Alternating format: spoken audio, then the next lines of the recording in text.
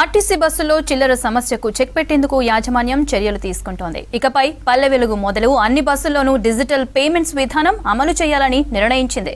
ఇందుకోసం ప్రత్యేక సాఫ్ట్వేర్ ను రూపొందించింది. త్వరలోనే ఆటోమేటిక్ ఫేర్ కలెక్షన్ సిస్టమ్ ను అందుబాటులోకి తెచ్చేందుకు ఏర్పాట్లు చేస్తోంది.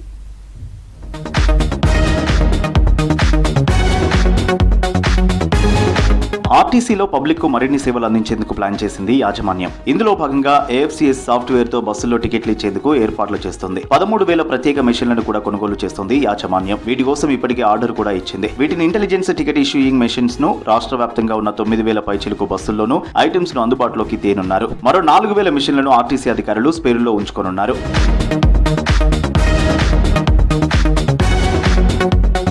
ఇప్పటికే హైదరాబాద్ లోని 2 డిపోల్లో AFCS ను పైలట్ ప్రాజెక్ట్ గా అమలు చేస్తున్నారు. దిల్సుఖ్ నగర్, బండ్లగూడ డిపోల బస్సుల్లో ప్రయాణికులకు డిజిటల్ పేమెంట్స్ విధానంలో టికెట్లు ఇస్తున్నారు. ఇది సక్సెస్ అయితే రాష్ట్ర వ్యాప్తంగా ఉన్న 9,000 బస్సుల్లోనూ అమలు చేయాలని భావిస్తున్నారు అధికారులు.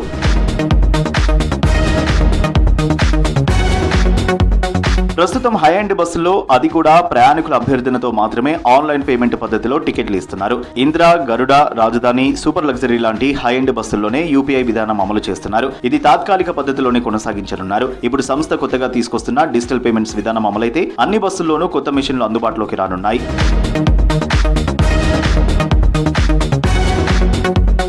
డిజిటల్ పేమెంట్స్ విధానం అమలైతే బస్ పాస్ల స్థానంలో డిజిటల్ కార్డులు రానున్నాయి. ప్రస్తుతం జర్నలిస్టులు, స్టూడెంట్లు, దివ్యాంగులు, స్వాతంత్ర్య సమరయోధులకు అమలవుతున్న బస్ పాస్ల స్థానంలో ఆయా వర్గాలకు డిజిటల్ కార్డులు అందిస్తారు. వీటిని ఆర్టీసీ రూపొందించిన ప్రత్యేక సాఫ్ట్వేర్ తో స్కాన్ చేయాల్సి ఉంటుంది. దీంతో బస్ పాస్లను ఎక్కువగా వినియోగిస్తున్న వారి డేటా కూడా ఆర్టీసీ దగ్గర ఉండనుంది.